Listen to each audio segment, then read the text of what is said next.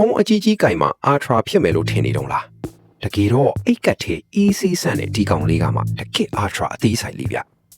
အခုဒီ Oppo Find X9s Pro က Little Hasselblad လို့အမည်တွင်ရလောက်အောင်ကိုသေးသေးလေးနဲ့စိတ်ပြင်းနေတာလူတွေကဖုံးအကြီးကြီးတွေနဲ့နှစ်ပန်းလုံးနေချိန်မှာဒီဖုံးက 8.4 mm ပဲထူပြီးမျက်နှာပြင်က 6.3 နှစ်လက်မှာပဲရှိတာဆိုတော့ကင်မရာကိုလက်တစ်ဖက်ထဲနဲ့ကင်ပြီး easy ရိုက်လို့ရတယ်ဗျဒီဖုံးလေးထဲမှာ2 billion pixel lens နဲ့ခုတောင်ပါတယ်ဆိုတာဘယ်သူကယုံပါလဲဒါပေမဲ့အဲ့ဒါတကယ်ဗျ Hasselblad ရဲ့ focal length အစုံကိုဒီဖုံးအသီးလေးထဲမှာပဲအကုန်ရနိုင်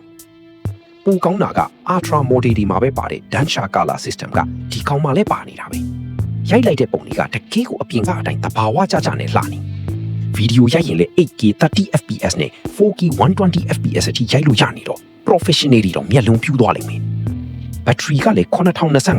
mAh တောင်ဆိုတော့တနေ့ကုန်ဗီဒီယိုရိုက်နေရင်တော့အားသွင်းကြိုးရှာနေစရာမလိုတော့ဘူးပေါ့နောက်ဆုံးအချက်ကတော့ဈေးနှုန်းပါ memory ဈေးတွေတက်နေတဲ့အချိန်မှာတော့မူလဈေးအတိုင်းရောင်းပေးတာက Oppo ရဲ့စိတ်ရင်းမှန်ကိုပြလိုက်တာပဲဗျဟေးဖုံးအကြီးကြီးတိုင်မှာ Ultra ဖြစ်မှာလားဒီအသီးလေးတွေကိုဖြစ်လို့မရဘူးလားဆိုတဲ့မီးဟုံးကိုဒီဖုံးက yes လို့အဖြေပေးလိုက်တာပါပဲဗျမိတ်ဆွေတို့ရောဘယ်လိုထင်လဲကိုမှတ်မပြောခဲ့ပါ